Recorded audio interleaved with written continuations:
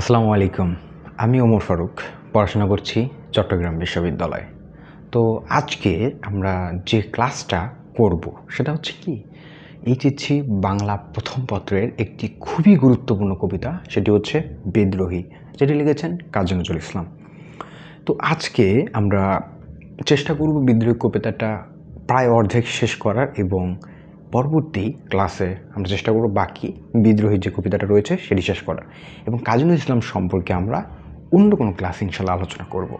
তো চলো কথা না বাড়িয়ে ক্লাস শুরু করে দিই। তো দেখো আজকে তাহলে আমরা কি আলোচনা করব, বিদ্রোহী কবিতাটি। ওকে, বিদ্রোহী কবিতাটি। তো বিদ্রোহী কবিতা কে লিখেছেন, দেখো কাজী নজরুল ইসলাম। হ্যাঁ, বিদ্রোহী কবিতা কে লিখেছেন, কাজী নজরুল ইসলাম। আমরা আজকে কাজী নজরুল ইসলাম সম্পর্কে আলোচনা করব না, আমরা শুধু মূল যে কবিতাটা আছে বিদ্রোহী কবিতাটা সেটা নিয়ে আলোচনা করব ইনশাআল্লাহ। ওকে, দেখো আমরা সামনে আগাই। দেখো প্রথম যে লাইনটা আছে বিদ্রোহী কবিতার প্রথম লাইন, দেখো কি, বলবীর বলবীর বল উন্নত মম শির, শির নেহারি আমারই নত শিরই শিখর হিমাদ্রির। বলবীর অর্থাৎ এখানে তুমি দেখো, তুমি ভাবতে পারো যে বলবীর, বীর বলতে বলছে না, আসলে এই বীর একটা ব্যক্তি, একে এখানে সম্বোধন করছে যে বলো হে বীর তুমি বলো, মানে বীরকে বলতে বলছে, বীরকে বলতে বলছে যে হে বীর তুমি বলো, কি বলবে, বলো উন্নত মম শির, বলো উন্নত মম শির, মানে উন্নত মম, মম মানে কি, মম মানে কি আমার, মম মানে কি, মম মানে আমার। ওকে, নিজের, আমার, এবং মমটা হচ্ছে কি জানো কোন পদ বলো তো, আমার কোন পদ, সর্বনাম। মম হচ্ছে সর্বনাম। দেখো মম হচ্ছে সর্বনাম, মম উন্নত মম শির, যাই হোক শির মানে হচ্ছে কি মস্তক বা মাথা। এখন তোমরা ট্রান্সলেট করো, দেখো বলো উন্নত মম শির, মানে আমার যে মস্তকটা আছে, আমার যে মাথা আছে,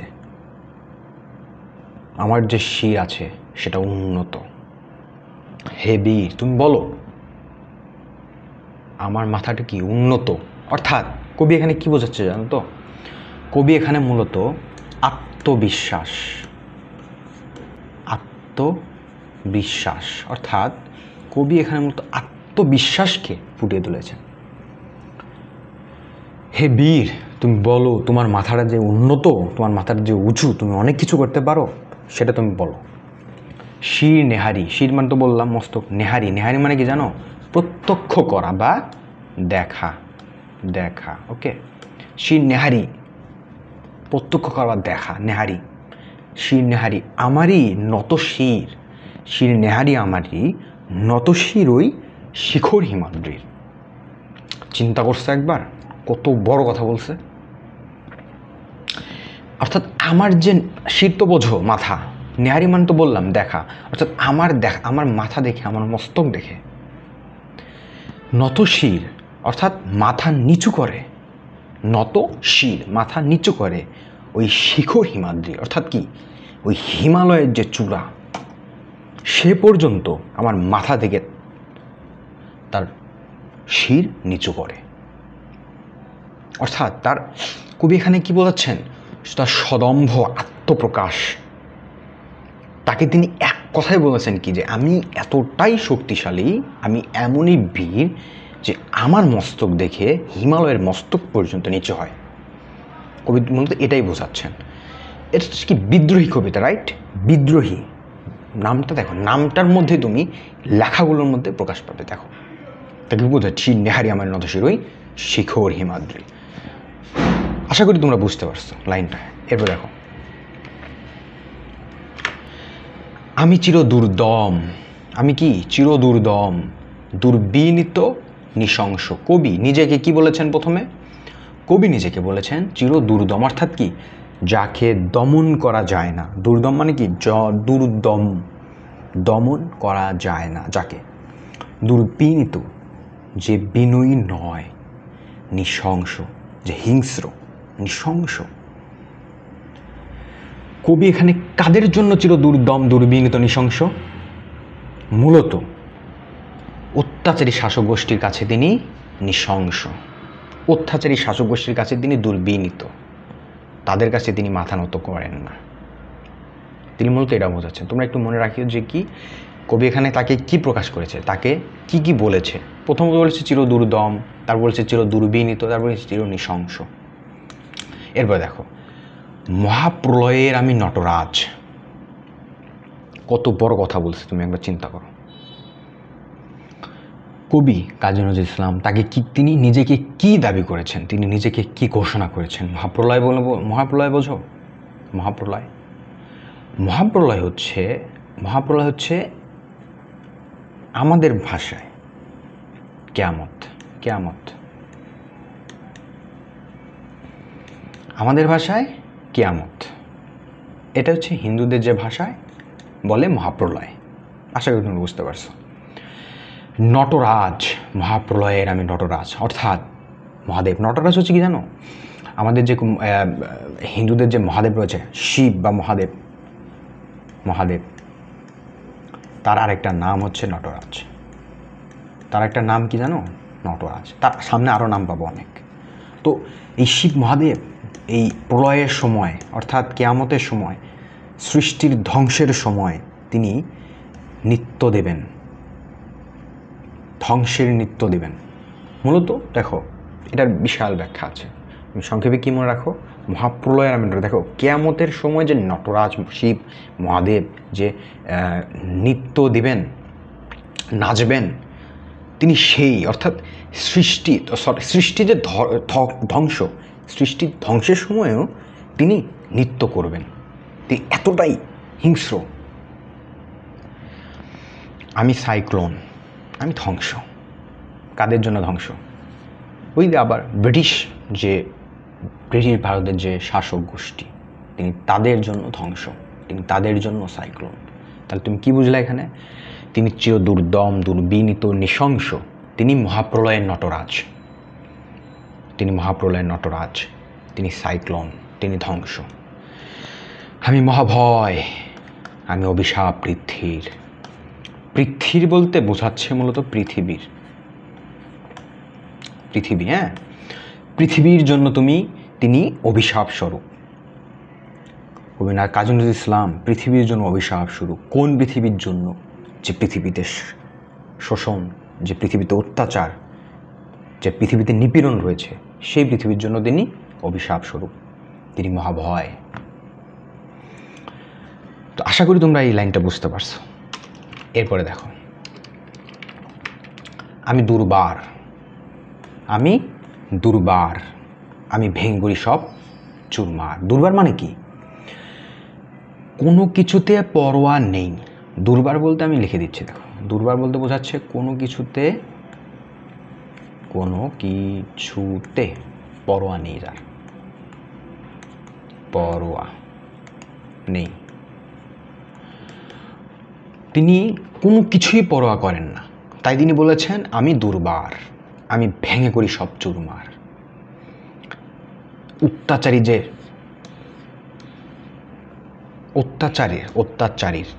যে সাম্রাজ্য, যে সিস্টেম, তিনি তাকে ভেঙে গুঁড়িয়ে দিতে চান, তিনি চুরমার করতে চান।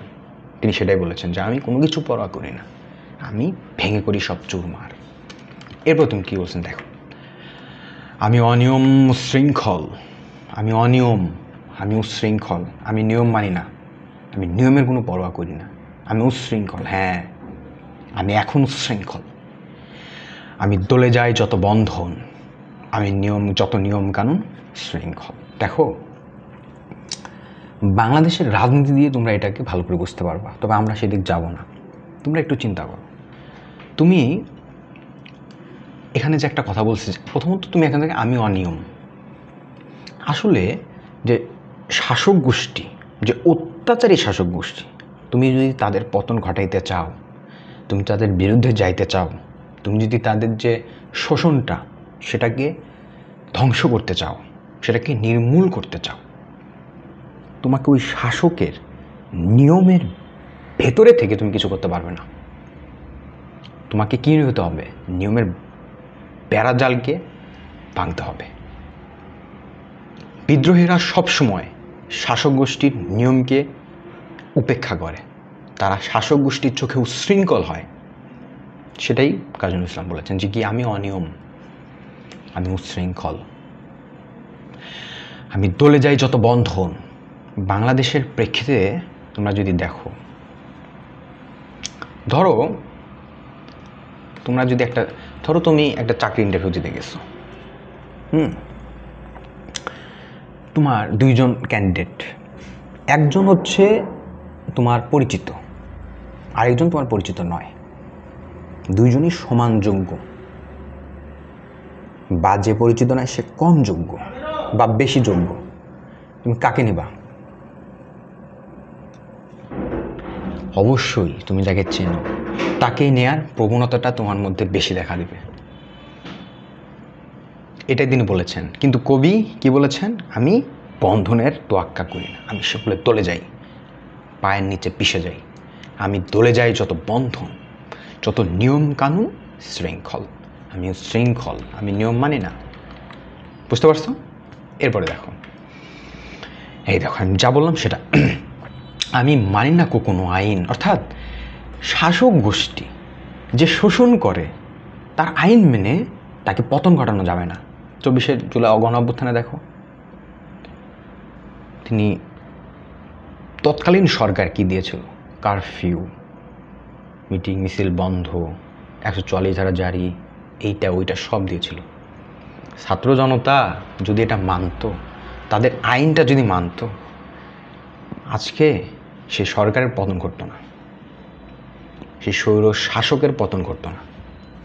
অর্থাৎ কি, যারা বিদ্রোহী তারা যুগে যুগে আইন অমান্য করে এসেছেন। কাজী নজরুল ইসলাম সেটারই সুর গেয়েছেন যে কি, আমি মানি না কোনো আইন, আমি মানি না কোনো আইন, আমি ভরাতরি করি ভরাডুবি। ভরাডুবি দ্বারা এখানে বোঝাচ্ছে ব্রিটিশ যে সাম্রাজ্য, ব্রিটিশ সাম্রাজ্য এটা হলো ভরাতরি। আমি করি ভরাডুবি, আমি এমন একজন ব্যক্তি, তোমার যে ব্রিটিশ সাম্রাজ্য আছে, বিশাল সাম্রাজ্য, আমি সেটাকে ডুবিয়ে দিতে পারবো, আমার এমন আত্মবিশ্বাস রয়েছে। প্রথমেই বলছিলাম, বলো বীর, বলো উন্নত মমশির, এখান থেকে আত্মবিশ্বাসটা আছে কি, ব্রিটিশ যে সাম্রাজ্য সেটাকে আমি ভরাডুবিও করতে পারবো। আমি ভরাতরি করি ভরাডুবি, আমি টর্পেডো, আমি ভীম ভাসমান মাইন। ভীম কি? ভীমের অনেকগুলো অর্থ হইতে পারে। দেখো, হিন্দু পুরাণে ভীম নামের একজন ব্যক্তি রয়েছে। এখন আমি যদি ভীম আক্ষরিক অর্থ করতে যাই, ভীমের অর্থ কি আসবে জানো? ভয়ানক। তুমি যদি বল ভীষণও বলতে পারো, আমি ভীষণ বা আমি ভয়ানক। এটা মূলত কি জানো? ভীম হিন্দু যে শাস্ত্রে যেটা রয়েছে সেটা হচ্ছে কি, পঞ্চ পাণ্ডবের দ্বিতীয় পাণ্ডব,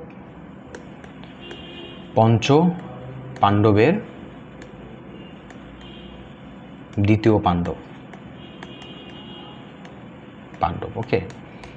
পঞ্চ পাণ্ডবের দ্বিতীয় পাণ্ডব হচ্ছে ভীম, এর বেশি জানার দরকার নাই। এবং আরেকটা অর্থ পাওয়া যায় ভয়ানক, আমি ভীম ভাসমান মাইন, তিনি তাকে মাইনও বলেছেন। এই বিদ্রোহী কবিতার প্রত্যেকটা লাইনে একটা কমন বিষয় থাকে, সেটা হচ্ছে কি জানো?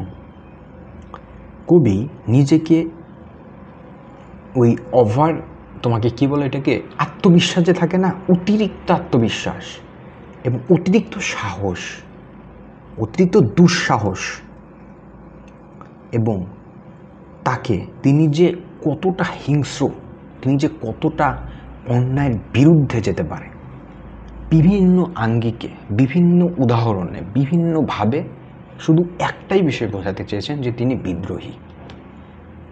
ঠিক আছে? তুমি প্রথমে কি দেখলাম? বলো বীর, প্রথমেই তিনি নিজেকে বলেছেন বীর হিসেবে নিজেকে সম্বোধন করেছেন। বলো উন্নত মমশির, আমার শিরটা কি উন্নত? শির নেহারি আমার নত শিরই শিখর হিমাদ্রি, হিমালয়ের চূড়া পর্যন্ত আমার মস্তক দেখে হিমালয়ের চূড়া পর্যন্ত নিচু করে, অর্থাৎ আমার মস্তক হিমালয়ের চূড়ার উপরে। এতটা গভীরভাবে তিনি নিজেকে উপস্থাপন করেছেন। তিনি তাকে কি বলেছেন? আমি অনিয়ম শৃঙ্খল, আমি দলে যাই যত বন্ধন, যত নিয়ম কানুন শৃঙ্খল। তিনি আইন মানেন না, আমি মানি না কোনো আইন। বিভিন্নভাবে তিনি তার নিজেকে উপস্থাপন করেছেন, বিদ্রোহী রূপে, হিংস্র রূপে। ওকে, আমরা দেখো সামনে আগাই। আমি ধূর্যটি, আমি এলোকেশে ঝড় অকাল বৈশাখী। আমি ধূর্যটি মানে কি দেখো, ধূর্যটি মানে হচ্ছে, আমি তো তোমাকে বললাম না যে শিবের যে অনেকগুলো নাম, মহাদেবের, নটরাজ তিনিও মহাদেব ছিলেন বা শিব, ধূর্যটি মানেও শিব বা মহাদেব। মহাদেব নটরাজ যে শিব, সেই ধূর্যটি সেই মহাদেব, একই ব্যক্তি। তা আমি ধূর্যটি, আমি এলোকেশে ঝড় অকাল বৈশাখী। অর্থাৎ তুমি দেখো যখন অকাল বৈশাখী আসে না, কাল বৈশাখী আসে, তখন তুমি একটা যদি মেয়েকে দেখো, তার বাতাসে তার চুলগুলো যেভাবে উঠতেছে, এলোমেলো কেশ যেভাবে উঠতেছে, তখন কি একটা ভয়ানক একটা সিচুয়েশন তৈরি হয় না? তিনি সেটাই বলেছেন যে আমি কি, আমি এলোকেশে ঝড় অকাল বৈশাখীর, আমি বিদ্রোহী সুত। অর্থাৎ তিনি বিদ্রোহী এবং তিনি বিদ্রোহীর সুত। সুত মানে কি? সুত মানে কি? সুতের চমৎকার ব্যাখ্যা আছে, আমি তোমাকে দেব। সুত মানে পুত্র। আমি বিদ্রোহী, অর্থাৎ আমি বিদ্রোহী এবং আমি বিদ্রোহী সুত, আমি বিদ্রোহীর পুত্র। চিন্তা করছো? কার? বিশ্ববিধাত্রী, অর্থাৎ বিশ্বমাতার, পুরো পৃথিবীর, বিশ্বের আমি বিদ্রোহী সুত, বিদ্রোহী পুত্র। তোমাদেরকে আমি সুত, এটা নিয়ে চমৎকার ব্যাখ্যা আছে, আমি তোমাদেরকে একটু দেখা দিচ্ছি, সময় নিয়ে দেখা দিচ্ছি। দেখো কোথায় দেবো, এখানে। হ্যাঁ, সুত মানে এখানে যে সুত রয়েছে, সৌত সুত, এই সুত মানে কি? পুত্র। আমরা তো বললাম এটা পুত্র। এখন আমি যদি দিই দ্বন্দ্বের সয় দুর্ঘু, আচ্ছা এটাকে তোমরা আবার জ ফলা ভাববা। আমি যদি দন্তের স দুর্ঘু ত সুদ, এই সুদ মানে কি? এই সুদ মানে কি? স্ত্রী। এই সুদ মানে কি? স্ত্রী। এটা সামনে আসবে, কিন্তু এটা কিন্তু সামনে আসবে। সুদ মানে পুত্র, এই সুদ মানে হচ্ছে স্ত্রী। আরও সুদ আছে, সুতা। এই সুতা মানে কি বলো? খালি একটা ত আকার লাগাই দিচ্ছে, কন্যা। সুতা মানে কি? কন্যা। তাহলে ভাই আমরা যে এতদিন সুতা দেখলাম, মানে সব জায়গায় সুতা সুতা বললাম, সুতা বলতে বুঝলাম যে কিছু ওই সেলাই করে, হ্যাঁ, কোনো কিছু সেলাই করার জন্য তো সুতা লাগেই। তো আমরা ভাবলে ওই সুতা তাহলে কই বাঁচত?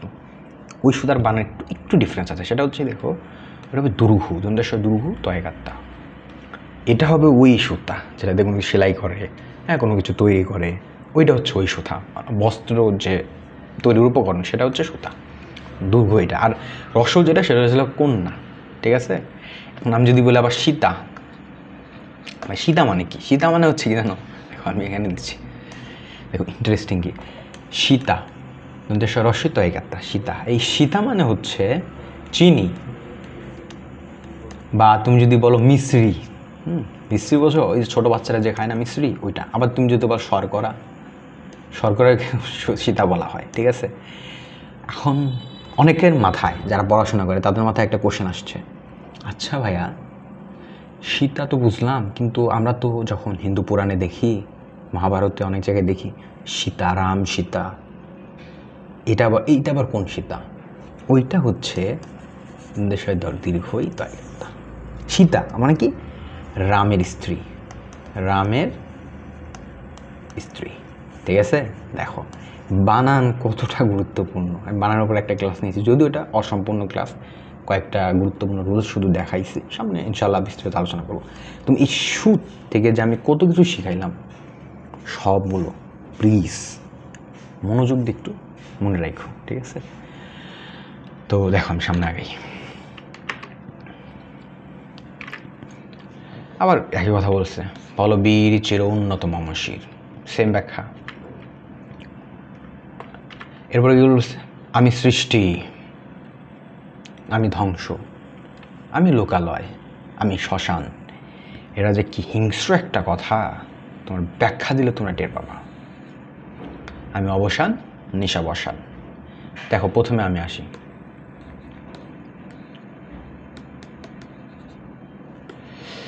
প্রথমে কি আসে দেখো, আমি সৃষ্টি,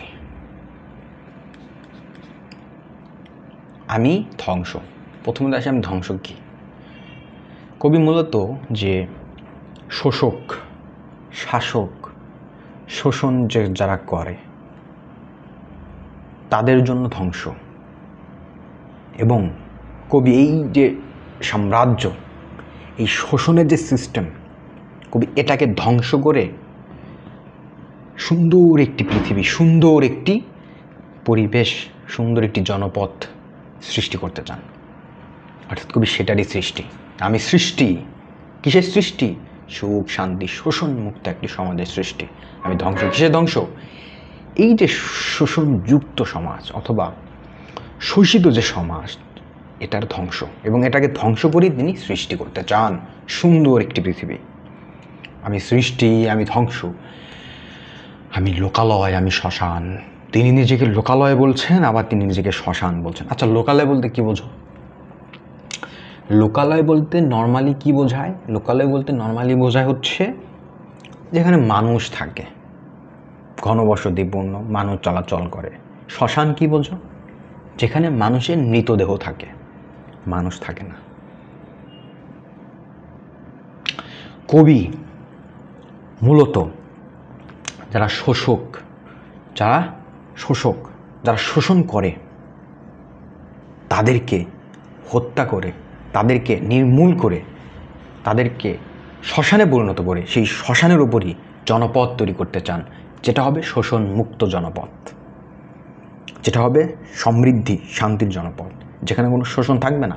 এমন একটি জনপদ তৈরি করতে চান যারা শোষক তাদেরকে শ্মশানে পরিণত করে, তাদেরকে হত্যা করে সেখানে শ্মশানে পরিণত করে তাদের উপরেই তিনি সুন্দর শোষণমুক্ত একটি জনপদ তৈরি করতে চান। তিনি সেজন্য বলেছেন, আমি লোকালয়, আমি শ্মশান, আমি অবসান, নিশাবসান। অবসান মানে কি? কোনো কিছুকে নির্মূল করা।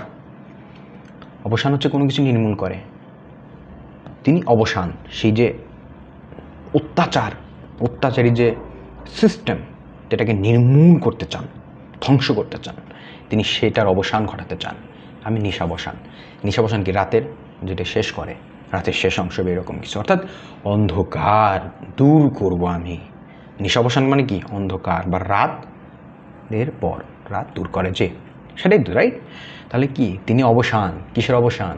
সেই ধ্বংসের, সেই অত্যাচারের অবসান ঘটাতে চান এবং অন্ধকারকে আলোয় পরিণত করতে চান। তিনি তাই নিজেকে বলেছেন, আমি অবসান, নিশাবসান। ঠিক আছে, এরপরে দেখো, আমি ইন্দ্রাণী সুদ, হাতে চাঁদ, ভালে সূর্য। আমি তোমাকে যে বলছিলাম না, ইন্দ্রাণী সুদ, এর দুর্গ হবে কিন্তু। ইন্দ্রাণী সুদ মানে কি জানো? ইন্দ্রের স্ত্রী, ইন্দ্রের স্ত্রী শচী হচ্ছে ইন্দ্রের স্ত্রী। এখানে কিন্তু স্ত্রী। হ্যাঁ, আমি ইন্দ্রাণী সুদ, হাতে চাঁদ, হাতে কি? চাঁদ, ভালে সূর্য, কপালে সূর্য। ভালে মানে কি? কপালে। চিন্তা করে দেখো, আমি হচ্ছি ইন্দ্রাণী সুদ, ইন্দ্রের স্ত্রী, যার হাতে চাঁদ থাকে। হাতে চাঁদ, চাঁদ কিন্তু একটা স্নিগ্ধতা, একটা কোমলতা, এটার একটা প্রতীক। কপালে থাকে কি? সূর্য। সূর্য কি? শক্তির প্রতীক একটা। ঠিক আছে,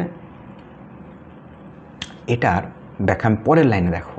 এই সেম মানে তোমার সেম একটা রিদিমের একটা ব্যাখ্যা সেখানে, যে কি? মম এক হাতে বাঁকা বাঁশের বাঁশরি, আর হাতে রণতুর্য।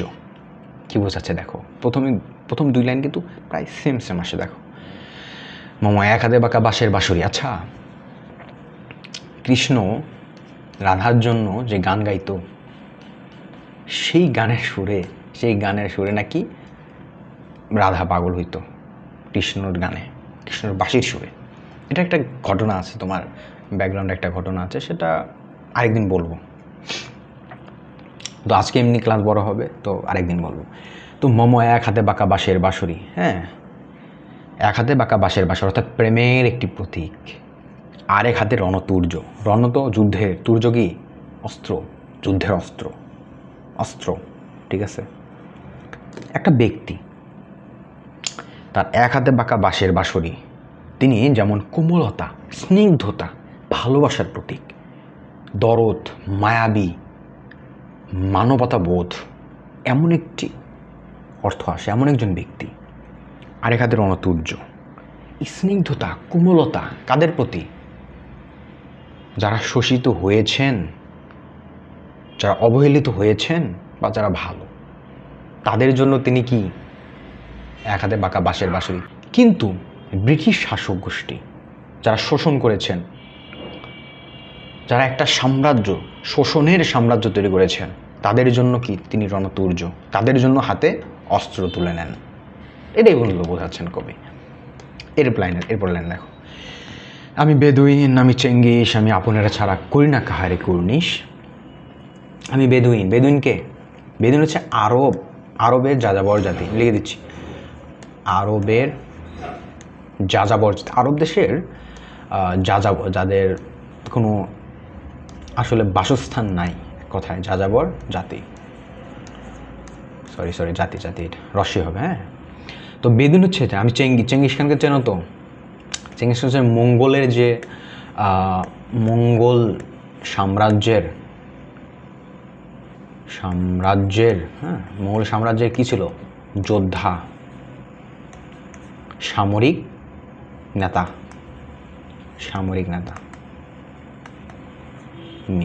মঙ্গল সাম্রাজ্যের, হ্যাঁ, তিনি হচ্ছে চেঙ্গিস খান। এদিন বিস্তারিত তোমরা গুগল করতে পারো, দেখতে পারবা। তাহলে তিনি বলেছেন কি, আমি বেদুইন, আমি চেঙ্গিস, আমি আপনারে ছাড়া করি না কাহারে কুর্নিশ। কুর্নিশ মানে কি? কুর্নিশ হচ্ছে কি জানো? পেছনে সরে অভিবাদন জানানো, অর্থাৎ মাথা ঝুঁকে একটু অভিবাদন জানানো, এরকম একটা সিচুয়েশন। তো এরপরে দেখো, তো চলে তো বুঝতে পারছো যে কি, আমি বেদুইন, আমি চেঙ্গিস, আমি আপনারা ছাড়া করি না কাহার কুর্নিশ, আমি কাউকে মাথা নত করি না, এটা মূলত বোঝাচ্ছে। এরপরে দেখো, আমি বজ্র, তিনি নিজেকে বজ্র বলেছেন। আমি ঈশান বিশানে ওঙ্কার, আমি ঈশান বিশানে, ঈশান কোণের ওঙ্কার, ওম ধ্বনি। আমি ইসরাফিলের সিঙার মহাহংকার। ইসরাফিলকে? যিনি হচ্ছে কেয়ামতের সময়, মুসলিম ধর্মের যে কেয়ামতের সময় হচ্ছে যে যিনি কেয়ামতের জন্য আগে যে সিঙা ফুঁক দেবেন না, সেটা ইসরাফিলের দায়িত্ব রয়েছে। ইসরাফিল তো মূলত হচ্ছে হলো কি, ইসরাফিল তিনি হচ্ছে সিঙায় ফুঁক দেবেন কেয়ামতের সময়। এদের নটরাজ যেমন প্রলয়ে যে মহানৃত্য করবেন একটা, হ্যাঁ, তো আমি প্রলয়ের মহা নটরাজ, এরকম একটা সিচুয়েশন না। হিন্দুদের ক্ষেত্রে হচ্ছে হলো কি, নটরাজ তিনি হচ্ছে হলো সে কেয়ামতের সময়, মহাপ্রলয়ের সময় কি নৃত্য করবেন, ধ্বংস নৃত্য করবেন। ইসরাফিল তখন সিঙা ফু দেবেন। দুই ধর্মের ক্ষেত্রে দুইটা আসছে এরকম, যে আমি ইসরাফিলের মহা হুঙ্কার। তো দেখতে দেখতে ক্লাসটি শেষ হয়ে গেল। দেখা হবে পরবর্তী ক্লাসে। টাটা।